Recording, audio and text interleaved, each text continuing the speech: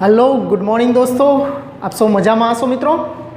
Last video लेक्चरनी अंदर आपणे स्वाध्याय 1.4 द्विक्रियाना दाखलाओ करता था। दाखला नंबर 7 सुधी आपणे कम्प्लीट कर्या छे मित्रों। तो चलो सीधी बात, नो बकवास, चलो करिए स्टार्ट मित्रों। ओके, 8मो दाखलो छे गण एन पर આપણે છઠ્ઠો દાખલો કર્યો તો ને એ લસાની ક્રિયા માટે કર્યો તો આ 8મો દાખલો છે એમાં ગુસાઅની ક્રિયા માટે આપણે એ જ કામ કરવાનું છે। મતલબ ક્રમના નિયમનું પાલન થાય છે, જૂથના નિયમનું પાલન થાય અને તટસ્થ ઘટક અસ્તિત્વ ધરાવે છે કે નહીં ચેક કરી દેવાનું છે આપણે।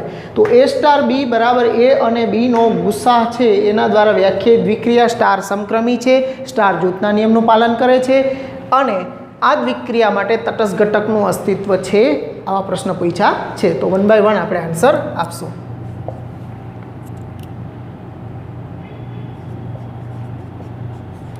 गण एन पर A स्टार B बराबर A અને B નો ગુસા આ રીતે આપણને દ્વિક્રિયા આપી છે। તો પહેલા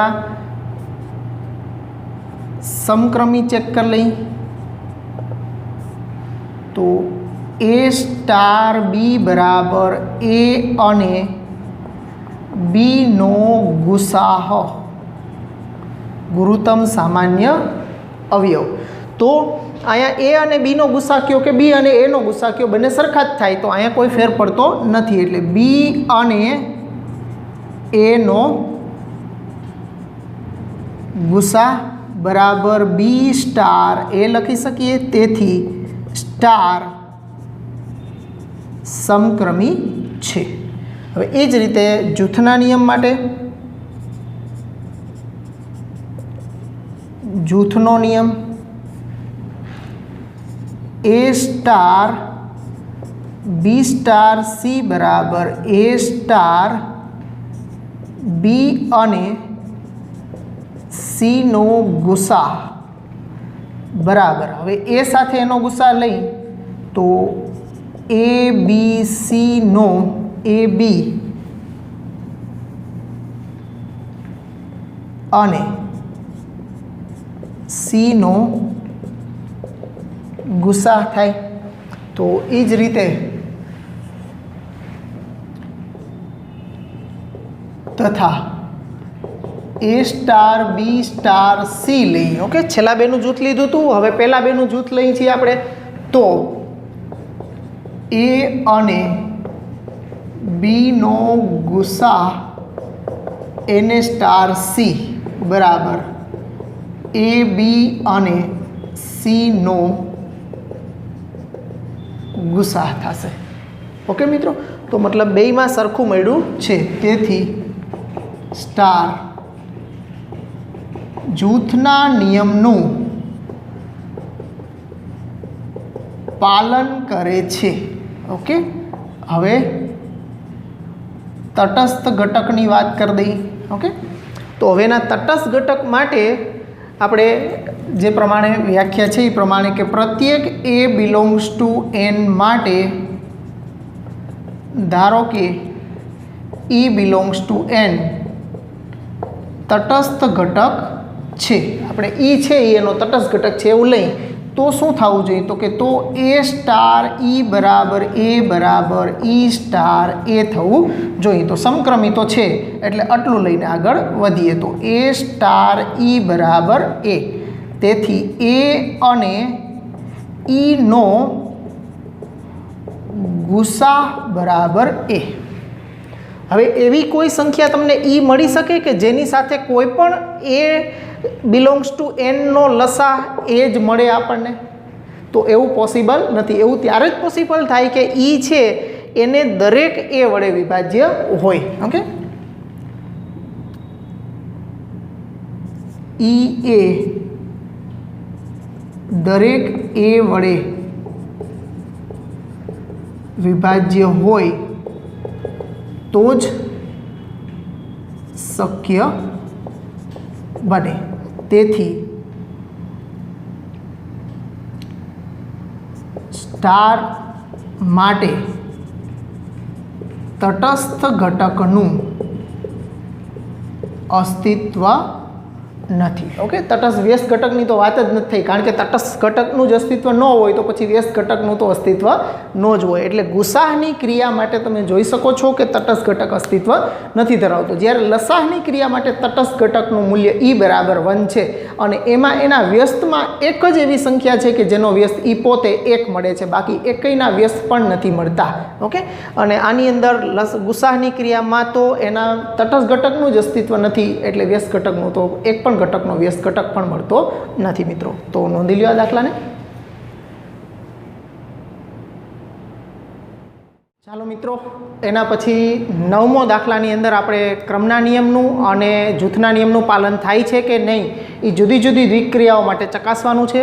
તો એકદમ ઇઝી કામ છે, એ તમારા ઉપર છોડું છું મિત્રો. આના પછીનો 10મો દાખલો છે એ આ જ ક્રિયાઓ માટે એના તટસ્થ ઘટક મેળવવાનું કામ છે એ હું કરું છું.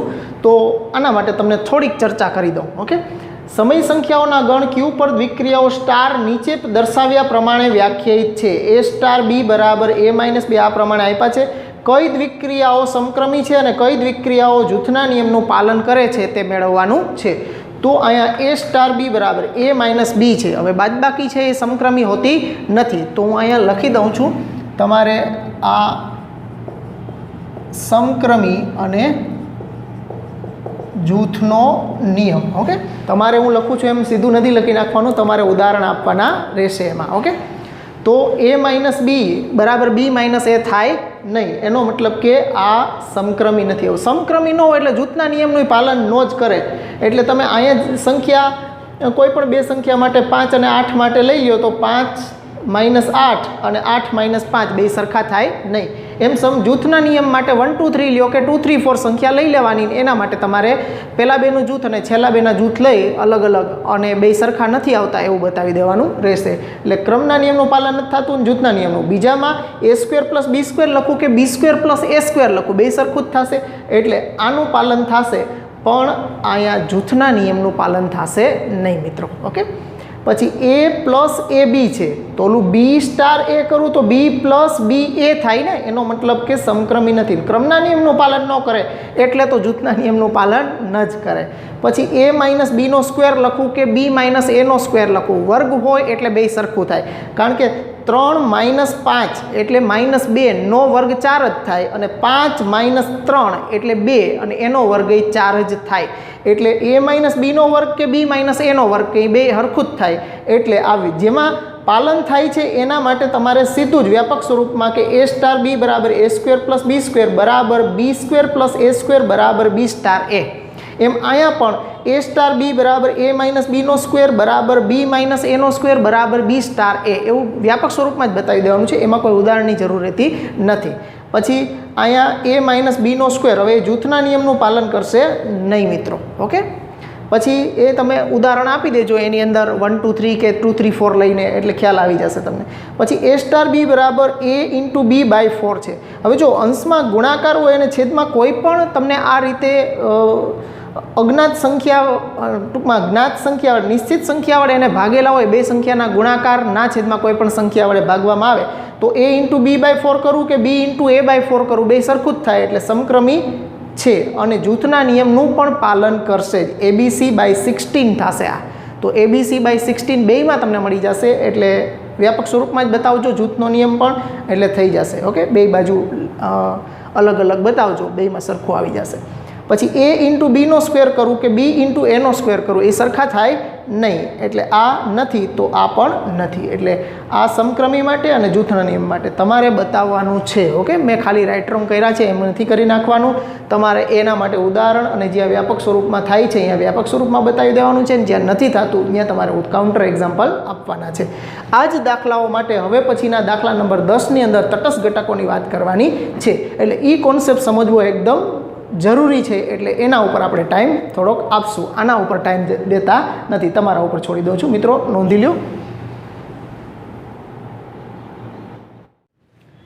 ચાલો મિત્રો, દાખલા નંબર 10 ઉપર આવો. સ્વાધ્યાય 1.4નો 10મો દાખલો. એમાં ઉપર આપેલ પૈકી, એટલે કે દાખલા નંબર 9માં જે બધી રકમ આપી છે એ જ રકમ માટે પૈકી કઈ દ્વિક્રિયાઓ માટે તટસ્થ ઘટક પ્રાપ્ય છે, એટલે કે તટસ્થ ઘટક અસ્તિત્વ ધરાવે છે.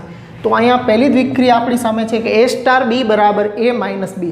સામાન્ય રીતે સમક્રમી દ્વિક્રિયા નહીં હોય એટલે એના તટસ્થ ઘટકનું અસ્તિત્વ નહીં જ હોય. તો A માઇનસ B અને B માઇનસ A બે સરખા થાય નહીં. એટલે આપણે અહીંયા લેશું કે A સ્ટાર E બરાબર E star A.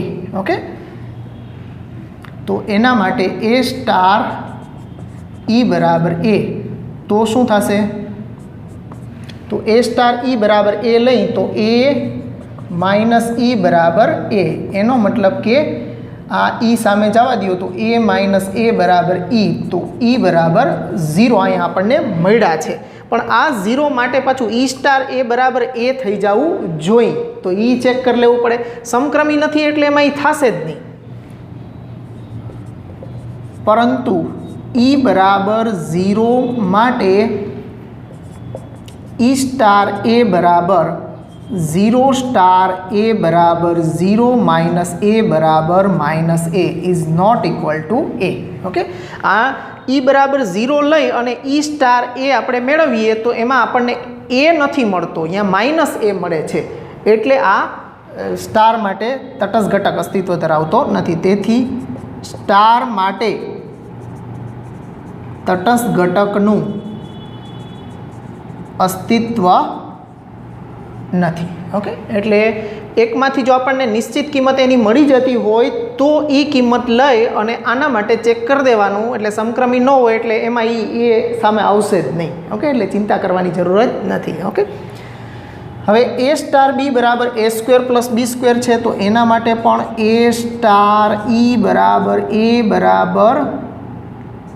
E star A. હવે જો તમે A સ્ટાર E બરાબર A લઈ અને ગણતરી કરો અને જો તમને એમાં એની નિશ્ચિત કિંમત ન મળતી હોય, કોઈક અજ્ઞાત એટલે કે એની કિંમત ઉપર આધારિત હોય, તો એનો મતલબ એવો થયો કે ઈનું મૂલ્ય છે એ આપણને નિશ્ચિત અનન્ય નથી મળતું, કે ભિન્ન મળે છે. મતલબ કે અસંખ્ય મૂલ્ય એ જેમ બદલતો જાય એમ એ પણ બદલતો જાય એવું જો મળતું હોય તો એ સ્થિતિમાં છે એ એનો તટસ્થ ઘટક અસ્તિત્વ ધરાવતો નથી એમ આપણે કહેવું પડે. એટલે અહીંયા આપણે લઈએ કે તેથી A સ્ટાર E બરાબર A. તો શું કહી શકીએ? A અને E નો સ્ટાર એટલે A square plus E square બરાબર A. હવે A square plus E square બરાબર A બે સંખ્યાના વર્ગોનો સરવાળો A થાય એવું ક્યારે પોસિબલ થાય? હવે જો A બરાબર હું ઋણ સંખ્યા લઈ લઉં તો આ પોસિબલ નથી, કારણ કે બે સંખ્યાના વર્ગોનો સરવાળો તો ધન જ મળે, જે A લેસ ધેન 0 માટે શક્ય નથી. એની કિંમત ઋણ હોય તો એનો વર્ગ તો ધન થાય. અહીંયા આનો વર્ગ છે E છે, એનો વર્ગ છે એ હંમેશા ધન જ રહેવાનો છે. તો બે ધન સંખ્યાનો સરવાળો સામે ઋણ હોઈ શકે નહીં, એટલે જે A લેસ ધેન 0 માટે શક્ય નથી. તેથી સ્ટાર માટે તટસ્થ ઘટકનું અસ્તિત્વ નથી. એટલે અહીંયા પણ આપણને તટસ્થ ઘટક અસ્તિત્વ ધરાવતો દેખાતો નથી મિત્રો. ઓકે, પછી એ જ રીતે અહીંયા જોઈ લેશો તો આ પણ સમક્રમી નથી. ઓકે, સમક્રમી હોય એનો મતલબ એવો નથી થઈ જતો તટસ્થ ઘટકનું અસ્તિત્વ હોય, પણ સમક્રમી ન હોય એટલે તો નહીં જ મળે તમને તટસ્થ ઘટકનું અસ્તિત્વ. ઓકે, અહીંયા સમક્રમી છે A square plus B square અને B square plus A square સરખા થાય, પણ અહીંયા આગળ જતાં આપણે જોઈ શકીએ છીએ કે તટસ્થ ઘટક એવી Eની કિંમત ન મળે કે જેનો A સ્ક્વેર સાથે સરવાળો કરીએ તો એનું મૂલ્ય A આવે, જે ઋણ સંખ્યા માટે શક્ય થતું નથી. એટલા માટે તટસ્થ ઘટકનું અસ્તિત્વ નથી મેળવ્યું આપણને. એવી જ રીતે A સ્ટાર B બરાબર A પ્લસ AB આ સમક્રમી નથી. તો એના માટે આપણે કરીએ કે A સ્ટાર E બરાબર E સ્ટાર A. પહેલાં આ લઈએ આપણે તો A સ્ટાર E બરાબર A. તો અહીંયા લઈએ તો A પ્લસ AE બરાબર A. તો આ A કેન્સલ કરો તો AE બરાબર 0. તો E બરાબર 0. જો A નોટ ઇક્વલ ટુ 0 હોય તો Eનું મૂલ્ય આપણને 0 મળ્યું. હવે Eનું મૂલ્ય 0 લઈ અને આનું આપણે કરીએ તો A મળી જાય છે, તો E નહીં મળે. પરંતુ E બરાબર 0 માટે E સ્ટાર A બરાબર E પ્લસ એટલે કે 0 સ્ટાર A બરાબર 0 પ્લસ 0 ઇન્ટુ A બરાબર 0 ઇઝ નોટ ઇક્વલ ટુ એ. તો એના બરાબર તમને અહીંયા નિશ્ચિત કિંમત મળી, એક તમે આ બાજુનો ભાગ લઈ અને મેળવી તો નિશ્ચિત કિંમત મળી. હવે એ જ નિશ્ચિત કિંમત માટે બીજી બાજુના ભાગ માટે એની ડાબી બાજુ લઈ અને આપણે ગણતરી કરીએ e બરાબર 0 મૂકીને. તો અહીંયા e બરાબર 0 મૂકી દીધા તો 0 + 0 ઇન્ટુ એ, અહીંયા એ છે એટલે એ, તો આ બેનો સરવાળો છે એ 0 થશે, એ જેટલો થશે નહીં. આના બરાબર આપણને એ મળવું જોઈએ પણ ખરેખર આપણને એ મળતું નથી. એનો મતલબ કે તેથી સ્ટાર માટે તટસ્થ ઘટકનું અસ્તિત્વ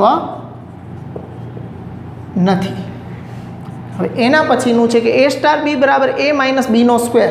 હવે a માઇનસ બીનો સ્ક્વેર કે b માઇનસ એનો સ્ક્વેર સમક્રમી તો છે પણ તટસ્થ ઘટક શું અસ્તિત્વ ધરાવે છે? આનો ચેક કરીએ. a સ્ટાર e બરાબર e star a.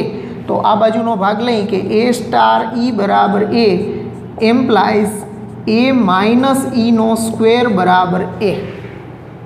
a minus Eno square બરાબર a.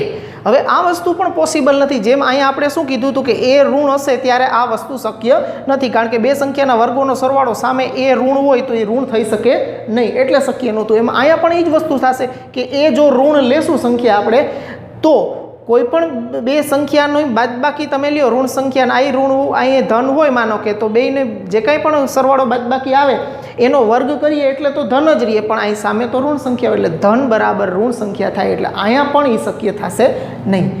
જે a લેસ ધેન 0 માટે શક્ય નથી. અહીંથી જ શક્ય નથી થતું તો પછી બીજું ચેક કરવાની જરૂર જ નથી રહેતી. તેથી સ્ટાર માટે તટસ્થ ઘટકનું અસ્તિત્વ નથી. ઓકે, એટલે ખાસ ધ્યાન આપજો મિત્રો. તટસ્થ ઘટક માટે જો તમે એક ભાગ લઈ અને નિશ્ચિત ઘટક મળતો હોય તમને, તો એ નિશ્ચિત ઘટક છે એ બીજા ભાગમાં મૂકો ત્યારે જો એ મળી જાય તમને તો એ તટસ્થ ઘટક છે એ આપણને મળ્યો કહેવાય એ દ્વિક્રિયા માટેનો. જો ન મળે તો તટસ્થ ઘટકનું અસ્તિત્વ નથી. અને જો તમે એક ભાગ લઈ અને એવી ક્રિયા મળતી હોય કે જેના માટે એ શક્ય જ ન થતું હોય તો પછી અહીંયાથી જ સ્ટોપ થઈ જવાનું છે કે એ ઉપર ડિપેન્ડન્ટ રહેતું હોય તો. ઓકે, એટલે આ પ્રમાણે તટસ્થ ઘટક 4 સુધી પૂરા કર્યા છે. હજી બાકીના 2 છે એ આપણે કરીએ. આ નોંધી લ્યો પહેલાં.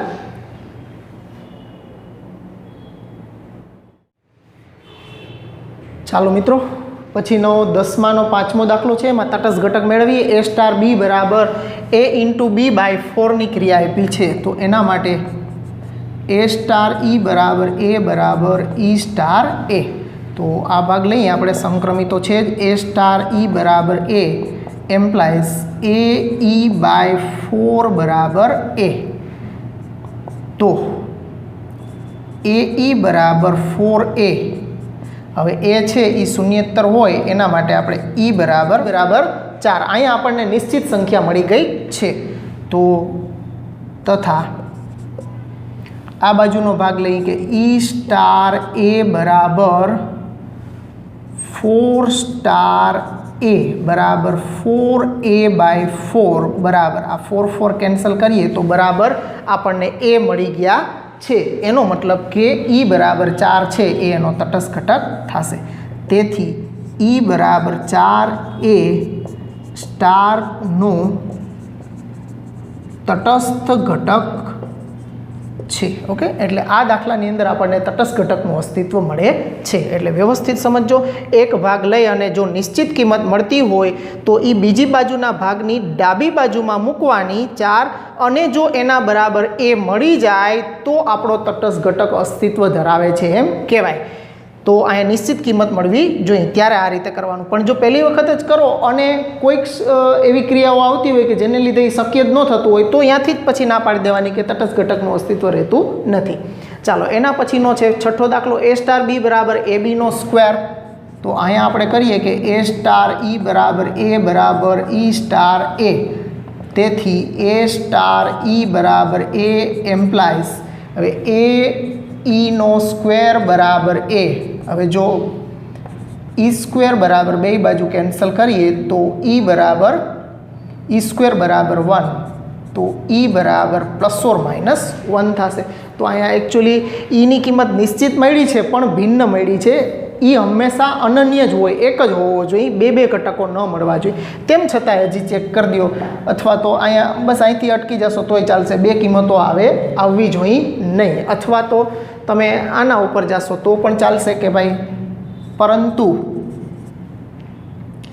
E બરાબર ±1 માટે E સ્ટાર A બરાબર શું થાય તો કે E A નો સ્ક્વેર થાય અને E બરાબર ±1 મૂકું તો ±1 ઇન્ટુ A સ્ક્વેર બરાબર ±A square is not equal to A. એના બરાબર A મળતા નથી આપણને. તેથી સ્ટાર માટે તટસ્થ ઘટકનું અસ્તિત્વ નથી. ઓકે, તો માત્ર એક જ દાખલો એવો હતો આની અંદર AB/4 કે જેમાં તટસ્થ ઘટક મળ્યો, બાકી એક પણમાં આપણને તટસ્થ ઘટક મળતો નથી મિત્રો. તો નોંધી લ્યો, 10મો દાખલો અહીં પૂરો થયો. આના પછી 11મો કરીએ આપણે.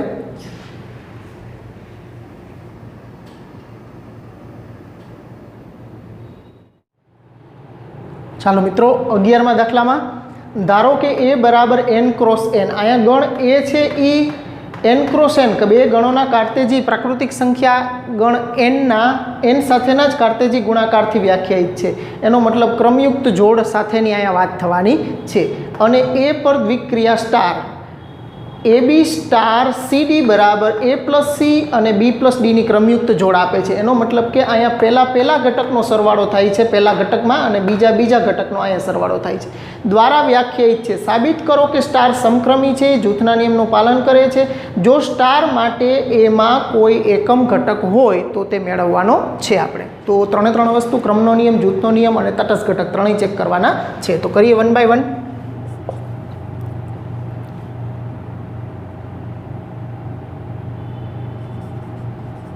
અહીં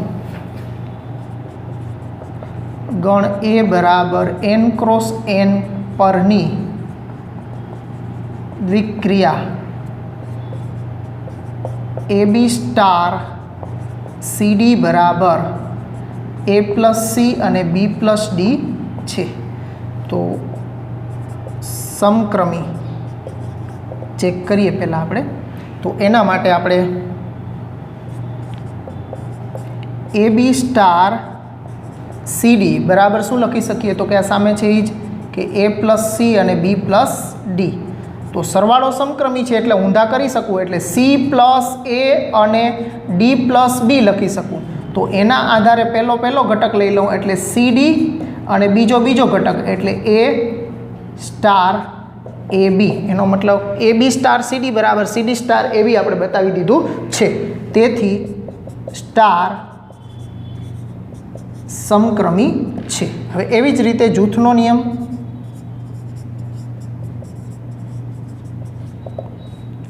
જૂથના નિયમ માટે એ 3 જોડ લેશું. AB star CD star EF. Okay, તો એને બરાબર આ બે કાઉન્સ ઉપર પહેલાં ક્રિયા કરશું એટલે આ AB એમનેમ રાખીએ સ્ટાર. આ શું થશે તો કે એને પહેલો ઘટક એટલે C+E અને D+F. હવે આ બે ઉપર ફરીથી ક્રિયા કરશું આપણે, એ બે ઉપર ક્રિયા કરશું એટલે આવું મળશે આપણને. બરાબર પહેલો ઘટકનો સરવાળો થશે એટલે A+C+E અને બીજા ઘટકનો એટલે B+D+F.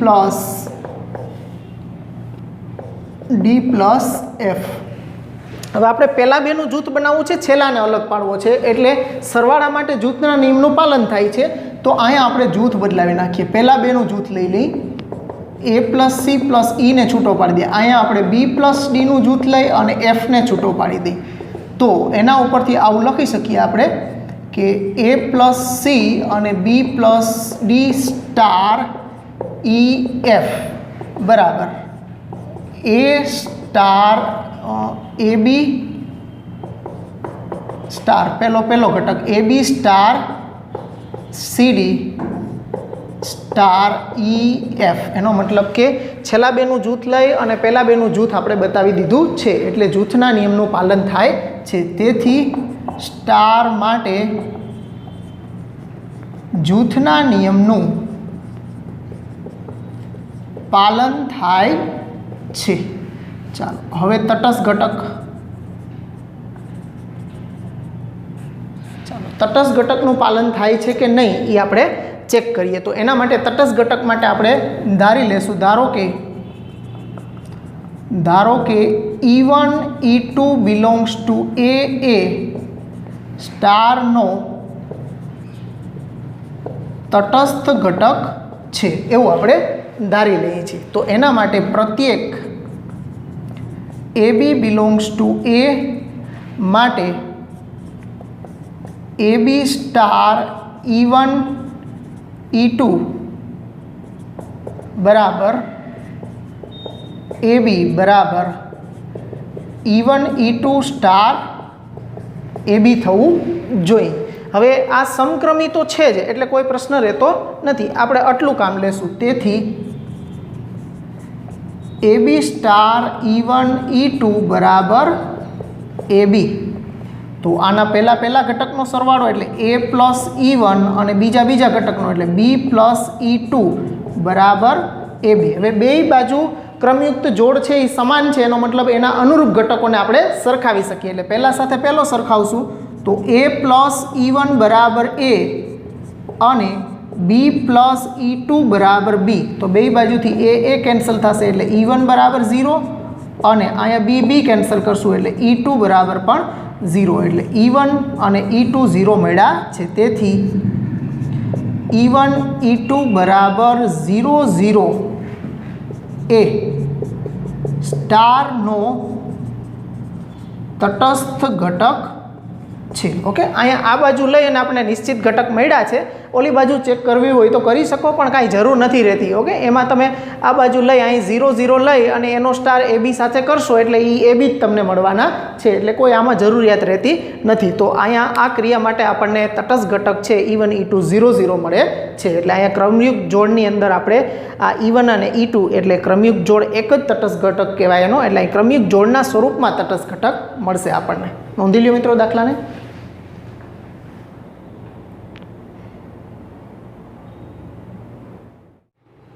ચાલો મિત્રો, એના પછી દાખલા નંબર 12 ઉપર આવો. નીચે આપેલા વિધાનો સત્ય છે કે અસત્ય તે જણાવો. તમારા જવાબની યથાર્થતા ચકાસો. મતલબ સાચા છે કે ખોટા છે એના માટે કારણ આપવાનું છે. તો આ ગણ n પરની કોઈ પણ, આના ઉપર ખાસ ધ્યાન રાખજો, કોઈ પણ દ્વિક્રિયા સ્ટાર માટે A સ્ટાર A બરાબર A જ થાય એવું જરૂરી છે. ઓકે, તો કે કોઈ પણ દ્વિક્રિયા A સ્ટાર A ને આપણે સરવાળાથી કે બાદબાકીથી વ્યાખ્યાયિત કરીએ તો બરાબર A આવે એ જરૂરી છે નહીં. ઓકે, તો અહીંયા આપણે કરીએ કે આ વિધાન અસત્ય છે. ઓકે, સત્ય નથી. કારણ કે ગણ n પરની દ્વિક્રિયા A સ્ટાર B બરાબર A પ્લસ B વડે વ્યાખ્યાયિત કરીએ તો A સ્ટાર A બરાબર A પ્લસ A બરાબર 2A થાય is not equal to A. Okay, પ્લસમાં છે એટલે દ્વિક્રિયા થવી જોઈએ, માઇનસ નહીં લઈ શકીએ કારણ કે માઇનસમાં વળી પાછું બિલોંગ્સ ટુ n છે એટલે દ્વિક્રિયા થશે નહીં, એટલે સરવાળો જ લીધો છે પ્રાકૃતિક સંખ્યામાં. તો બે પ્રાકૃતિક સંખ્યાનો સરવાળો એના બમણા જેટલો થાય એ A થાય એ જરૂરી નથી. ઓકે, અથવા તો કોઈ પણ સંખ્યા લઈને પણ કરી શકો કે 3 સ્ટાર 3 બરાબર 3 પ્લસ 3 બરાબર 3 ઇન 6 થશે is not equal to 3. Okay, અહીંયા લખવું હોય તો આવું લખી શકો કે 4 સ્ટાર 4 બરાબર 4 પ્લસ 4 બરાબર 8 is not equal to 4. Okay, એટલે આ વિધાન અસત્ય છે. પછી જો સ્ટાર n પર સમક્રમી, જો અહીંયા સમક્રમી દ્વિક્રિયા છે એવું આપણને આપી દીધું છે તો A સ્ટાર કૌંસમાં B સ્ટાર C બરાબર C star B star A, એટલે આના બરાબર આવું પોસિબલ છે જો ખાલી સમક્રમી દ્વિક્રિયા આપેલી હોય તો કે હા આ વિધાન સત્ય છે. આ વિધાન સત્ય છે. કારણ કે હવે આપણે લેફ્ટ હેન્ડ સાઈડ લઈએ કે A star B star C બરાબર. હવે આ દ્વિક્રિયા સમક્રમી છે એટલે આખે આખો આ અને આ બે આખા પદ હું બદલાવી શકું કારણ કે સમક્રમી છે. એટલે આને બેને આગળ પાછળ કરી દઉં એટલે B star C star A star સમક્રમી છે. એનું કારણ આ બે બદલાવ્યા એનું કારણ સ્ટાર સમક્રમી છે. એટલે હવે અંદર સ્ટાર છે તો મારે અહીંયા C અને B ને સ્ટાર જોઈએ છે તો એને બેને બદલાવી શકું કારણ કે સ્ટાર સમક્રમી હોય તો જ્યાં જ્યાં બે ઘટકો ઉપર સ્ટાર હોય એને તમે અદલ બદલ કરી શકો તમારી જરૂરિયાત પ્રમાણે. તો અહીંયા B અને C ના C સ્ટાર B કરી નાખીએ તો લખી શકાય કારણ કે સ્ટાર છે એ સમક્રમી છે. તો બસ આજ આપણે જોતું હતું C સ્ટાર B બરાબર A. તો આના બરાબર આ આવી ગયું. બે વખત આપણે સમક્રમીનો ઉપયોગ કર્યો તો મિત્રો આ નોંધી લ્યો દાખલાને 12માને. હવે આના પછી એક MCQ છે એ કરીએ એટલે અહીંયા સ્વાધ્યાય 1.4 આપણું પૂરું થશે. મિત્રો નોંધી લ્યો.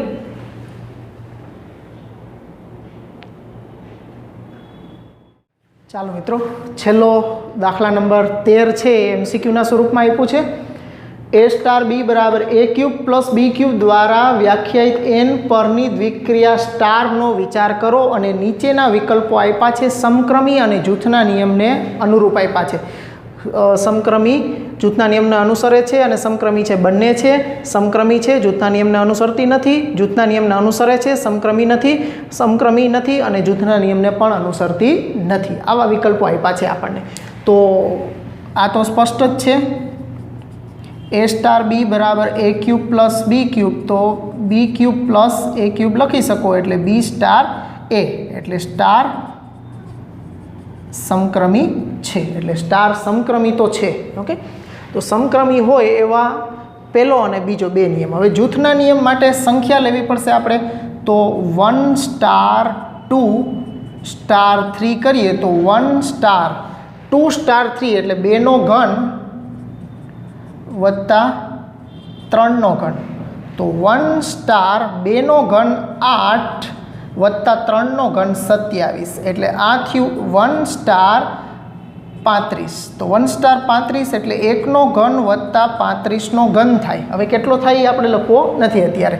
તથા 1 સ્ટાર 2 સ્ટાર 3 કરીએ તો 1નો ઘન વત્તા 2નો ઘન સ્ટાર 3 બરાબર 1નો ઘન 1 વત્તા 2નો ઘન 8 સ્ટાર 3. તો આ 9 સ્ટાર 3 બરાબર આ થશે 9નો ઘન વત્તા 3નો ઘન. તો 9નો ઘન અને 3ના ઘનનો સરવાળો 1ના ઘન અને 35ના ઘન જેટલો તો નો જ થાય. ઓકે તેથી સ્ટાર જૂથના નિયમને અનુસરતી નથી. ઓકે એટલે સમક્રમી છે પણ જૂથના નિયમને અનુસરતી નથી એટલે બી વિકલ્પ છે એના માટે સાચો જવાબ થશે. મિત્રો તો 1.4 સ્વાધ્યાય આપણું અહીંયા પૂરું થાય છે. આ નોંધી લ્યો. પછી આના પછી આપણે 1-2 દાખલા પ્રકીર્ણ સ્વાધ્યાયના કરીએ પછી આપણે પીરિયડ પૂરો કરશું. મિત્રો તો નોંધી લ્યો. આ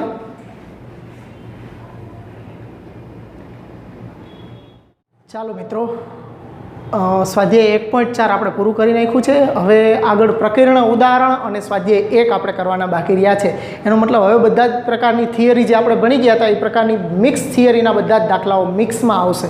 અને છેલ્લું સ્વાધ્યાય અને પ્રકીર્ણ ઉદાહરણો છે એ હંમેશા અગત્યના હોય છે. એમાંથી 3 માર્ક્સનો દાખલો મોટે ભાગે આવવાની શક્યતા હોય છે. મિત્રો એટલે આ બધા દાખલાઓ ઉપર ખાસ ધ્યાન આપવું. મિત્રો તો 41મું ઉદાહરણ શું કહે છે કે જો R1 અને R2 ગણ એમાં સામ્ય સંબંધો હોય એટલે કે R1 અને R2 સ્વવાચક સંમિત અને પારંપરિક ત્રણેયનું પાલન કરતા બે સંબંધો છે તો સાબિત કરો કે એ બે R1 અને R2 સંબંધનો છેદગણ પણ સામ્ય સંબંધ છે એવું આપણે સાબિત કરવાનું છે. તો કરીએ આપણે પહેલાં સ્વવાચક. તો સ્વવાચક માટે પ્રત્યેક A બિલોંગ્સ ટુ A માટે AA બિલોંગ્સ ટુ R1 અને AA બિલોંગ્સ ટુ R2 કારણ કે R1 અને R2 સ્વવાચક છે. ઓકે R1 અને R2 સ્વવાચક છે કારણ કે એ સામ્ય સંબંધ છે એટલે AA બિલોંગ્સ ટુ R1 અને AA બિલોંગ્સ ટુ R2 થાય.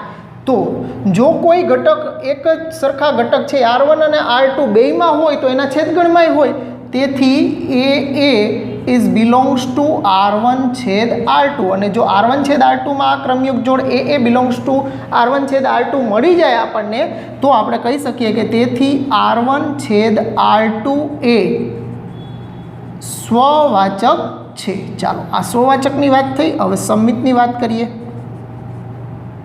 સંમિતતા પ્રત્યેક એ બી બિલોંગ્સ ટુ એ માટે જો એ બી બિલોંગ્સ ટુ R1 છેદ R2 હોય તો, ઓકે, એક જોડ આપણને એવી મળે છે કે જે R1 છેદ R2માં છે. એનો મતલબ શું થયો તો કે એ બી બિલોંગ્સ ટુ R1 અને એ બી બિલોંગ્સ ટુ R2.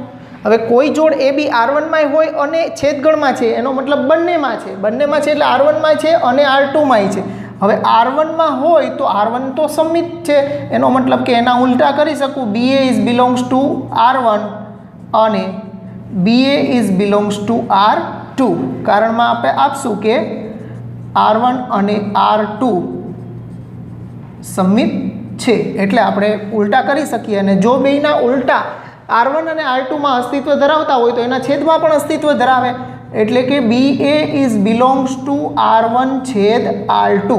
એટલે AB બિલોંગ્સ ટુ R1 છેદ R2 લઈ અને BA બિલોંગ્સ ટુ R1 છેદ R2 આપણે બતાવી દીધું છે. તો કહી શકીએ કે તેથી R1 છેદ R2 એ સંમિત છે, એટલે કે સંમિત સંબંધ છે.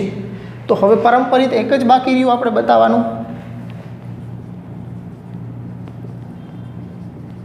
પરંપરિતતા જો એ બી બિલોંગ્સ ટુ પ્રત્યેક ABC બિલોંગ્સ ટુ એ માટે 3 ઘટકો લેવા પડે આપણે પરંપરિતતા માટે. એટલે ABC બિલોંગ્સ ટુ એ માટે એ બી બિલોંગ્સ ટુ R1 છેદ R2 અને BC બિલોંગ્સ ટુ R1 છેદ R2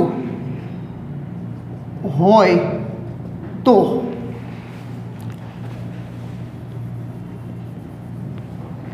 એમ્પ્લાઇઝ કરીને લખીએ હોય તો શું કહી શકીએ તો કે એ બી બિલોંગ્સ ટુ R1 અને એ બી બિલોંગ્સ ટુ R2 અને એ જ રીતે ત્યાં BC બિલોંગ્સ ટુ R1 અને BC belongs to R2. Okay, તો હવે એ બી બિલોંગ્સ ટુ R1 ને BC બિલોંગ્સ ટુ R1 હોય તો R1 ને R2 તો પરંપરિત છે જ, એટલે આપણે અહીંયા લખી શકીએ કે તેથી AC બિલોંગ્સ ટુ R1 અને એ જ રીતે અહીંયા આપણે એ બી બિલોંગ્સ ટુ R2 ને BC બિલોંગ્સ ટુ R2, તો AC belongs to R2. AC belongs to R2 એના કારણમાં આપણે કહીશું કે R1 અને R2 પરંપરિત છે, કારણ કે R1 અને R2 તો સામ્ય સંબંધ છે એટલે પરંપરિત પણ કહેવાય. તો AC બિલોંગ્સ ટુ R1 અને AC બિલોંગ્સ ટુ R2 છે, તો AC is belongs to R1 છેદ R2. તેથી R1 છેદ R2 પરંપરિત છે, અને જો એ પરંપરિત હોય તો એ સામ્ય સંબંધ પણ થશે. તેથી R1 છેદ R2 સામ્ય સંબંધ છે. ઓકે, તો આ રીતે આપણને સામ્ય સંબંધ પણ મળી ગયો છે મિત્રો. તો એકદમ સહેલું છે મિત્રો. અહીંયા સુધી આપણે રાખીએ છીએ. આવતા પીરિયડમાં ફરી પાછા આગળ ગણશું. ગુડ બાય, આવજો મિત્રો.